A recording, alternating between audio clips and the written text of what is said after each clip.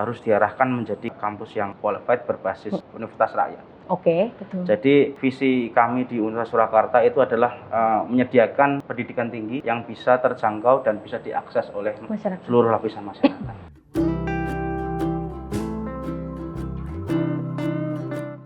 Halo Tribuners semuanya, selamat pagi Tribuners. Senang sekali nih Tribuners pastinya bisa kembali bertemu dan juga menyapa Tribuners semuanya nih. Masih dalam program spesialnya Tribun Jateng, di mana lagi kalau bukan di Ruang Inspirasi. Nah, di Ruang Inspirasi kali ini Tribuners spesial sekali bersama dengan saya Rutno Solusyani. Kita saat ini sudah hadir di Universitas Surakarta atau yang akrab juga disapa dengan UNSA. Ini lokasinya ada di Jalan Raya Palur, kilometer 5, Kabupaten Karanganyar. Spesial sekali nih kita langsung disambut hadir di UNSA-nya sendiri nih.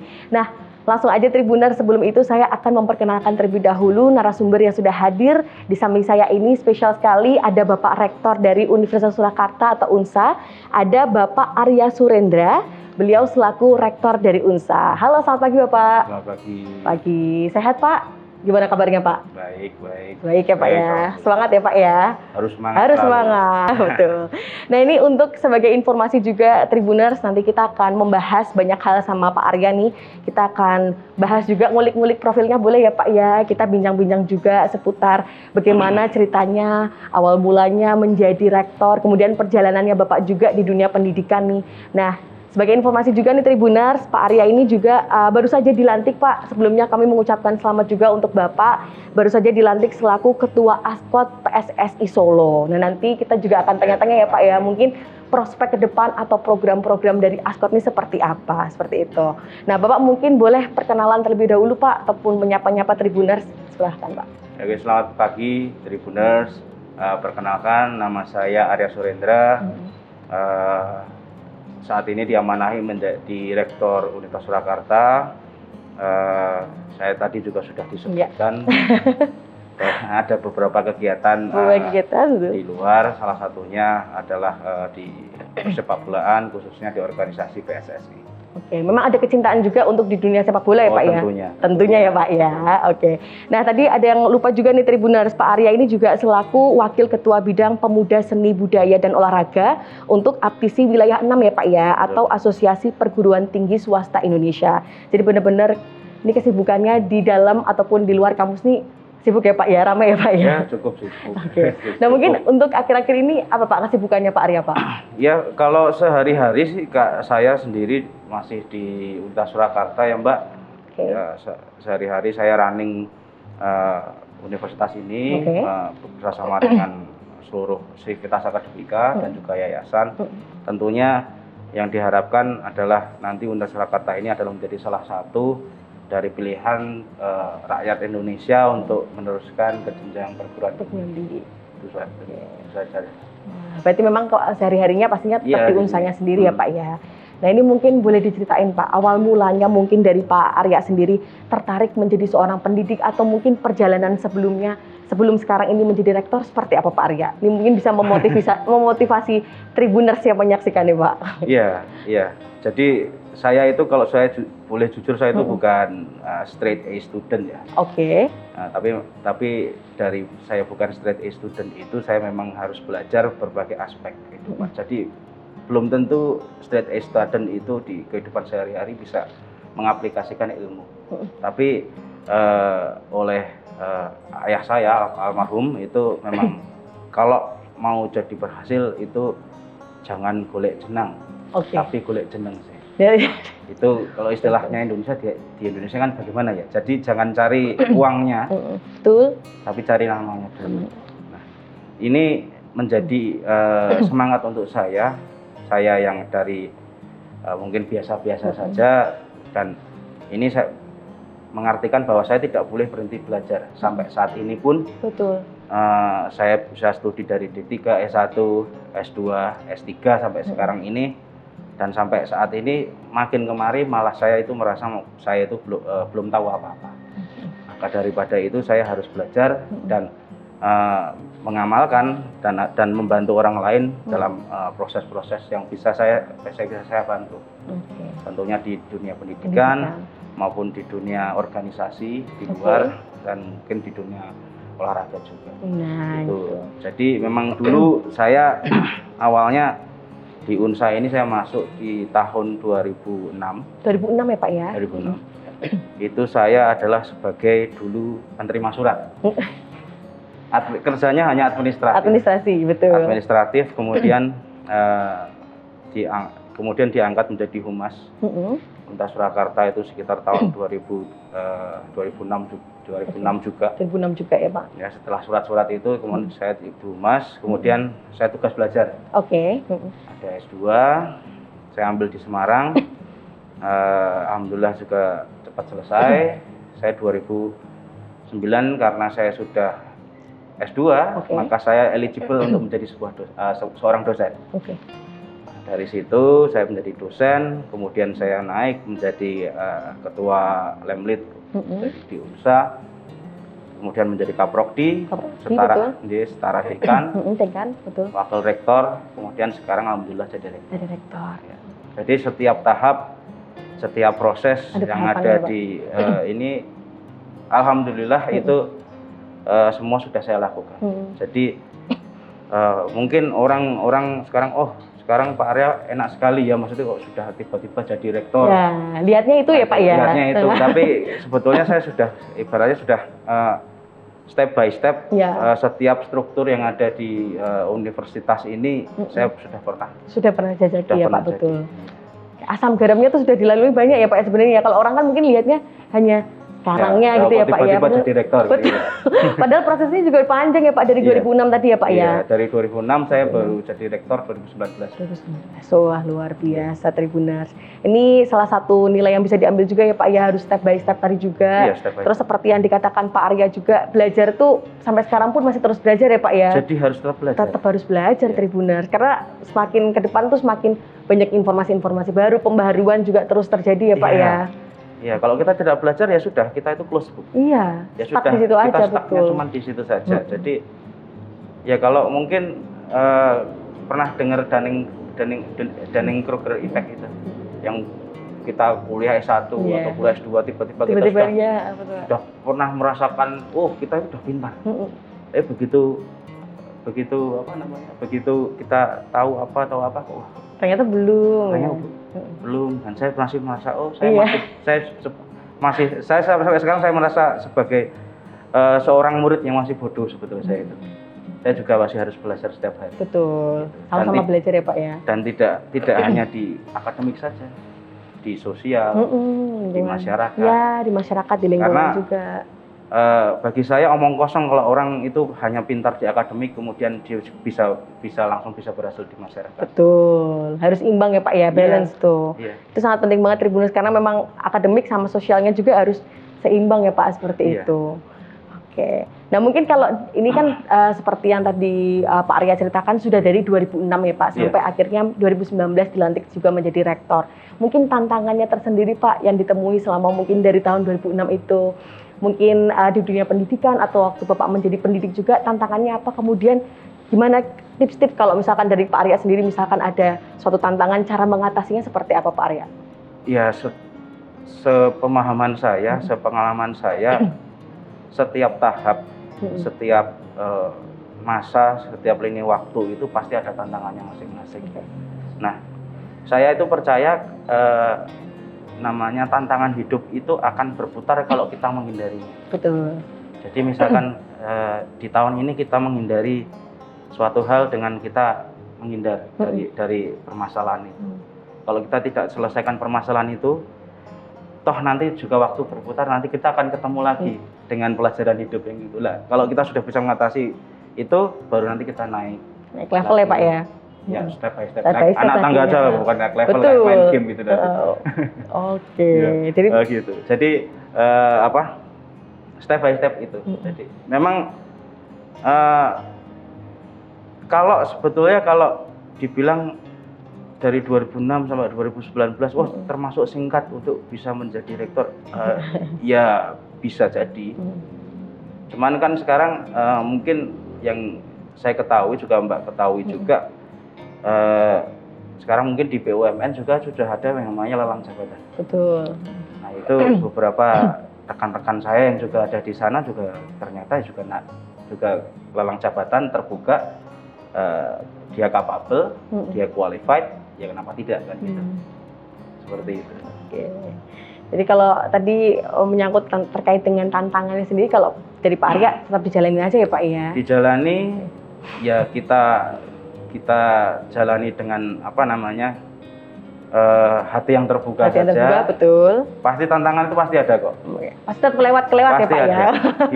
Kalau saya boleh pinjam istilah almarhum ayah saya lagi, itu adalah hidup itu rangkaian masalah. Nah, hidup itu rangkaian, dari mulai kita buka mata sampai kita tutup mata. Setiap hari itu pasti ada masalah. Kita bangun, kita belum mandi. Iya. Kita bangun, kita lapar, makan. Itu saja kan, pasti ada masalah, pasti ada solusinya. Ada solusinya. Pasti. Yang penting tetap harus semangat ya Pak ya. Betul sekali. Betul. Nah, kalau untuk mungkin ini kan seperti yang tadi sudah sempat disinggung sama Pak Arya juga, Pak sudah menjadi rektor dari tahun 2019, betul nggih Pak? Yeah. Mungkin untuk visi misi Bapak selama menjabat selaku rektor UNSA seperti apa Pak? Yang jelas di sini kalau secara performa Universitas Surakarta ini harus diarahkan menjadi kampus yang qualified berbasis nanti Universitas Rakyat. Oke, betul. Jadi visi kami di Universitas Surakarta itu adalah menyediakan pendidikan tinggi yang bisa terjangkau dan bisa diakses oleh seluruh lapisan masyarakat. Itu karena seperti yang kita ketahui sendiri, education is equal cost lah.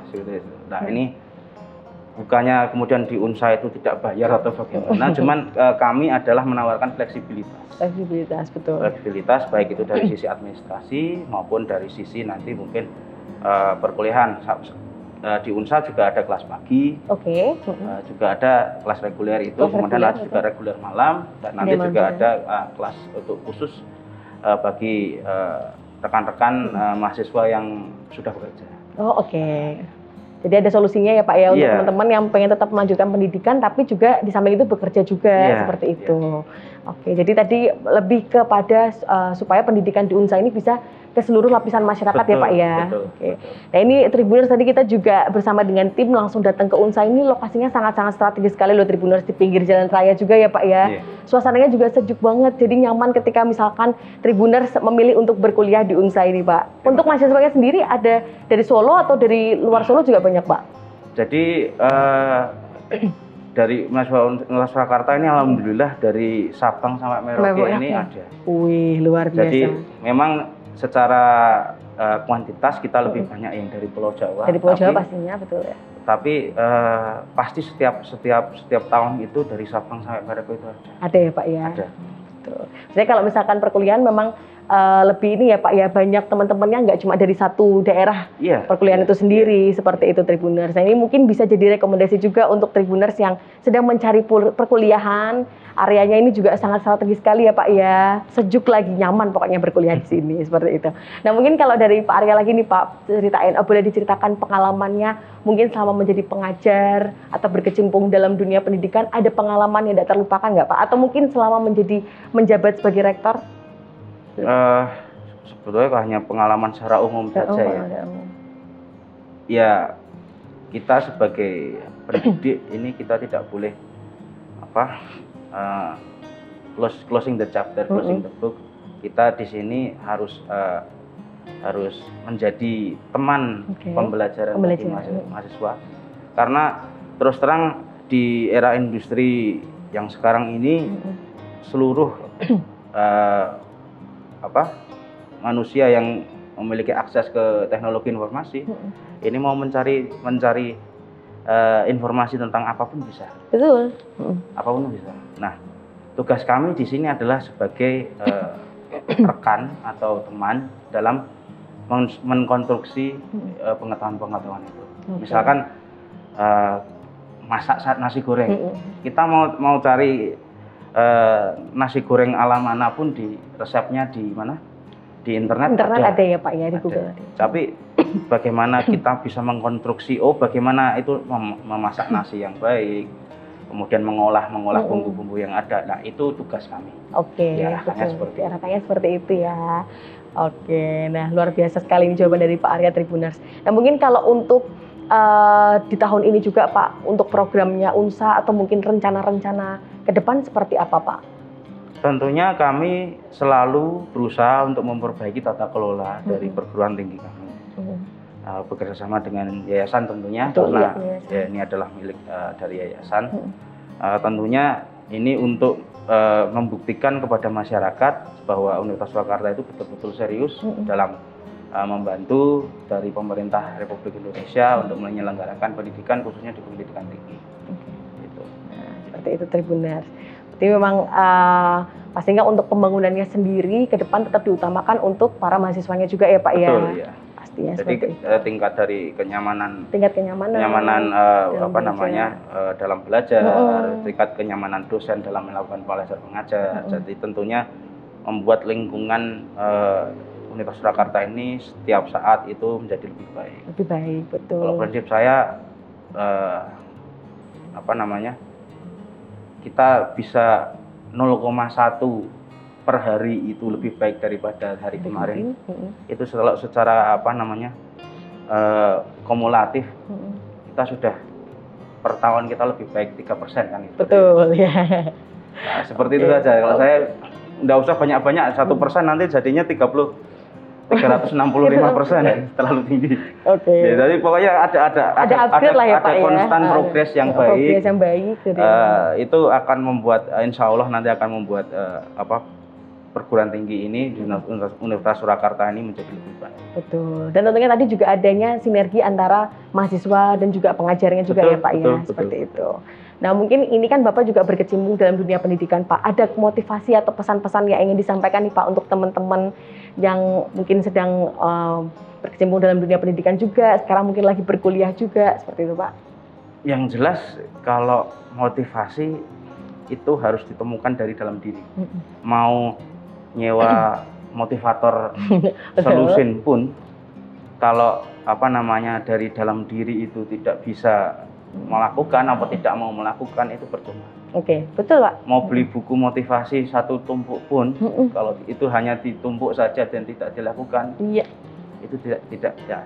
Pertama yang harus adalah berubah dan melakukan apa yang jadi motivasi dirinya apa. Ada actionnya ya Pak ya. Betul. Jadi walaupun mungkin dapat motivasi dari orang, tapi harus tetap dari kitanya sendiri ya Pak yang punya niat itu ya. Yang jelas saya ada mengutip pantun lagi, misalkan tidak ada lembah yang tidak terlewati, tidak ada gunung yang tidak terdaki, tidak ada samudra yang tidak terlewati, asal ada niat di hati dan berserah diri pada Ilahi. Nah, luar biasa tuh Pak. Itu pokoknya tetap semuanya balik lagi ke kitanya sendiri ya Pak ya. Niatnya dari diri kita sendiri seperti apa gitu. Yang di atas nanti pasti juga membantu melancarkan ya Pak ya. Nah mungkin ini kalau dari cerita Pak Arya kan juga sudah lama ya Pak ya berkecimpung dalam dunia pendidikan sampai di tahun 2022 ini juga. Mungkin kedepannya kalau untuk harapan dalam dunia pendidikan Indonesia dari Pak Arya seperti apa nih Pak?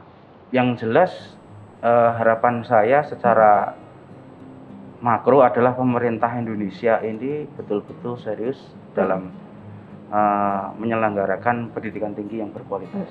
Karena seperti kata Bapak Presiden, Bapak Jokowi, di tahun 2045 kita mendapatkan bonus demografi.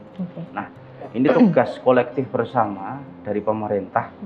Kalau kami kan di perguruan tinggi hanya sepucuk saja lah, intinya kan sepucuk atau sebagian saja. Jadi ini supaya bonus demografi yang akan kita terima itu adalah demografi yang betul-betul kompeten, betul-betul baik dan betul-betul maju untuk menjadikan Indonesia ini memang betul-betul berjaya di tahun 2045 lagi ya Pak ya. Gitu. Harapan saya itu saja. Jadi ikhtiar kami adalah ya lewat lembaga kami. Sedikit-sedikit kami harus bisa membantu bangsa dan negara Indonesia ini menuju ke arah lebih baik dan menuju ke arah kejayaan Indonesia. Tentunya pasti prospeknya untuk kedepannya lagi ya Pak ya. Salah satunya juga pastinya kalau di dunia pendidikan kan ingin juga membantu adanya SDM ataupun ya tadi mahasiswa-mahasiswa yang lulus dari sini yang berkompeten, tentunya tetap untuk kedepannya Indonesia yang lebih baik lagi, seperti itu. Kalau bukan untuk Indonesia, buat siapa lagi? Ya, itu dia Pak, betul. Oke, nah ini tadi Tribuners kita sudah mengulik profilnya dari Pak Arya juga, mungkin cerita-cerita juga dari Pak Arya tadi, terus kemudian sedikit juga tentang unsanya. Nah sekarang mungkin saya mau tanya nih Pak, soal yang baru saja dilantik kemarin Pak, sebagai Askot PSSI Solo. Nah mungkin sebagai dilantiknya Bapak juga rencana ke depan atau mungkin ada program-program apa Pak dari Askot nih Pak? Yang jelas memang yang pertama saya ucapkan terima kasih ya sudah dilantik kemarin oleh Pak Yoyo Sutawi dan juga dihadiri juga oleh Wali Kota Surakarta, Mas Gibran, Pak Wali, ya, Pak Wali. Mas Wali itu sebuah kebanggaan untuk kami. Karena ini kerja kolektif bersama, kami ingin mewujudkan sinergi antara asosiasi, kemudian juga klub, dan juga pemerintah daerah untuk mensukseskan olahraga khususnya di bidang sepak bola. Karena tidak lain dan tidak bukan dasar kami dalam bergerak, baik itu dari asosiasi kota, pemerintah kota Surakarta, dan tentunya klub Persis Solo ini adalah menjalankan instruksi Presiden tentang percepatan prestasi sepak bola nasional. Nah ini tentunya ini tidak bisa dilakukan sendiri oleh pemerintah daerah, tidak bisa dilakukan sendiri oleh Persis Solo, dan tidak bisa kami lakukan sendiri. Dan ini harus ada sinergi dan kerjasama yang kolektif, sehingga nanti dari kami di Kota Surakarta ini bisa menjadikan salah satu pivot atau salah satu tempat untuk persepak bola nasional. Oke, seperti itu Tribuners. Semoga dilancarkan juga ya Pak. Mungkin kalau misalkan ke depannya ada program-program atau rencana pastinya. Nah, mungkin kalau untuk prospek ataupun perkembangan dari Askot PSSI Solo sendiri saat ini seperti apa Pak Arya? Tentunya kami mendapatkan beberapa tugas. Langsung tugas ini juga kami rasa sangat-sangat membanggakan dan sangat-sangat harus kami laksanakan dengan tanggung jawab yang besar, karena Kota Surakarta ini adalah salah satu tuan rumah Youth World Cup. Betul ya. World Cup Under 20. Jadi akan dilaksanakan di tahun 2023 di bulan Juni-Juli tahun depan jika tidak ada hal menghalang lagi. Nah ini tentunya persiapan ini harus maksimal. Tentunya ini ya, makanya tadi saya bilang di awal, ini sinergi ini harus berjalan semuanya. Betul ya. Baik, Pemkotnya juga dari ini juga. Saya pikir Solo ini sangat layak sekali karena sudah Stadion Manahan mendekati standar internasional, kemudian lapangan-lapangan pendukung juga mendekati standar internasional, tinggal kita adjust lagi supaya sudah menjadi dalam standarnya standar internasional FIFA. Amin ya Pak ya. Amin. Nah, tapi melihat beberapa waktu lalu juga ada pertandingan di Solo Manahan, ini juga antusiasnya masyarakat luar biasa ya Pak ya. Kecintaannya terhadap bola itu juga yang datang banyak sekali. Iya, sangat luar biasa. Stadionnya keren luar biasa. Iya. Luar biasa memang, selain memang ini sepak bola itu menjadi olahraga paling populer di Surakarta, karena memang juga kecintaan publik dengan sepak bola, dan tentunya sangat ada kerinduan. Iya betul Pak. Kerinduan setelah kurang lebih 2 tahun ini kita tidak bisa ngapa-ngapain. Iya. Akhirnya alhamdulillah step by step bisa bercengkrama lagi, berteriak-teriak lagi, melepaskan lelah dan penat di stadion. Nah ini menjadi sebuah media untuk media hiburan untuk ya, Pak, ya? Untuk semuanya, untuk semua kalangan. Di situ dari segala lapisan masyarakat bisa berkumpul di situ, bisa bersorak di situ, dan bisa terhibur semuanya. Gitu ya. Sehatnya dapat ya Pak, olahraganya, senang-senangnya juga dapat ya Pak yang datang di situ ya Pak ya. Betul. Setelah tadi 2 tahun juga adanya pandemi ini, mungkin bisa bersilaturahmi lagi sama teman-teman para pecinta sepak bola juga. Saya lihat di sosial media luar biasa Pak antusiasnya. Bahkan yang nonton pun nggak cuma warga Solo ya Pak, dari sekitarnya pun juga pada datang semua ya Pak, para pendukungnya. Betul, karena memang kebetulan di grup yang tuan rumahnya Piala Presiden ini, Piala Persis Presiden, Solo betul. ini memang ada PSIS Semarang, Iya, ada PSS Sleman, betul. kemudian juga ada Persita dan Dewa United. Dan sinilah ini kebetulan pivotnya Jawa Tengah DIY datang semua. Iya, ngumpul ya Pak semua ya. Iya, dari Panzer Biru, Snack, sampai PCS. Semua jadi satu di sini semua gitu. datang di sini dan alhamdulillah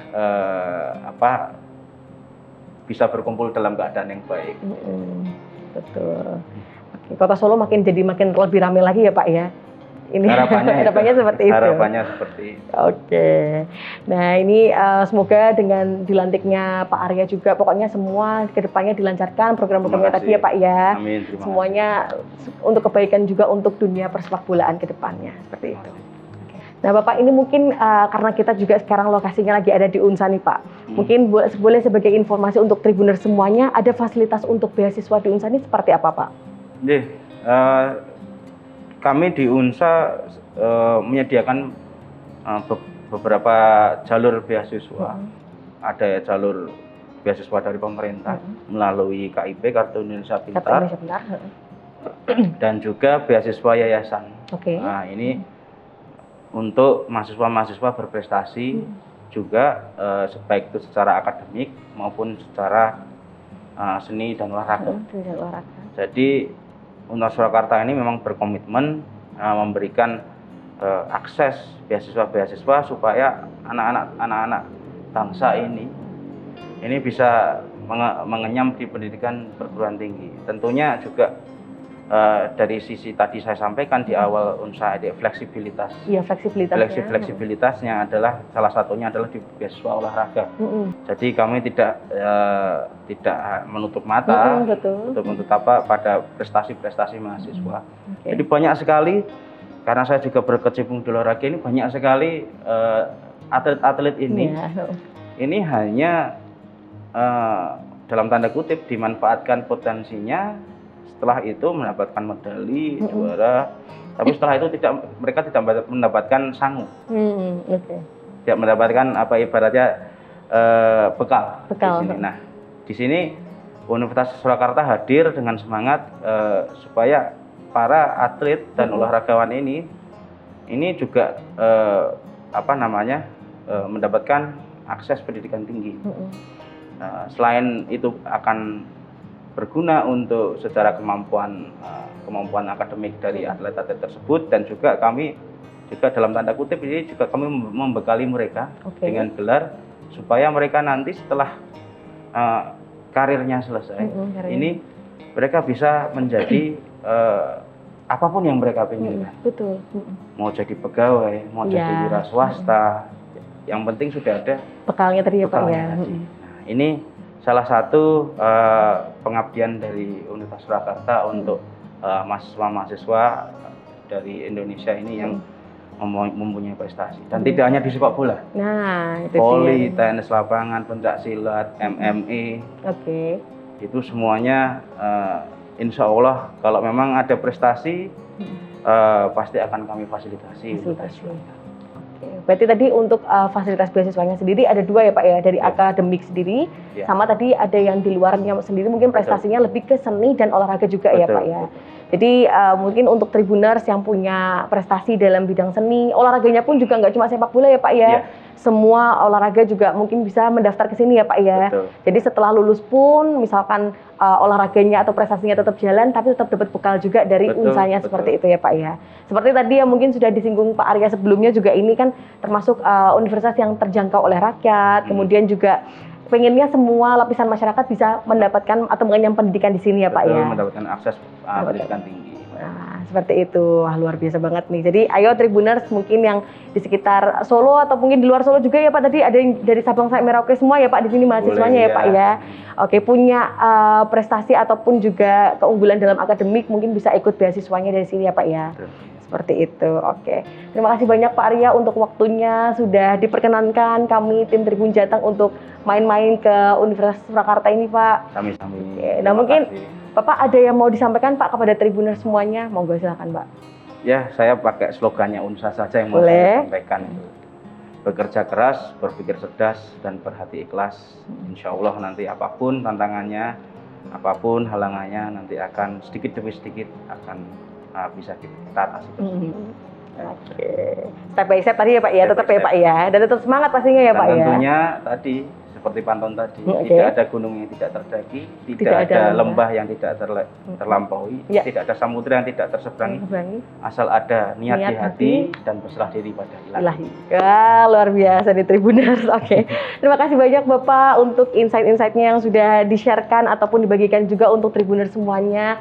Saya selalu pastinya untuk Pak Arya semakin Amin. sukses juga Bapak. Amin, amin. Untuk Ascotnya juga sukses, Amin. untuk Unsa sendiri juga sukses ya Pak ya Amin, pastinya. amin. Oke, dan terima kasih juga untuk Tribuners yang sudah menyaksikan program Ruang Inspirasi kali ini bersama dengan Pak Arya selaku Rektor dari Unsa. Sampai jumpa di episode selanjutnya. Terima kasih. Sehat selalu.